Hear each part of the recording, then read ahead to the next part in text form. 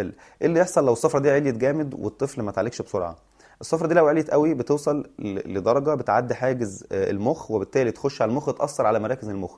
يعني ممكن الطفل لا قدر الله يحصل له مشكلة في مركز الحركة، يحصل له مشكلة في السمع، في البصر، حسب المركز اللي هيبوظ في المخ، وده مش هيتعالج تاني.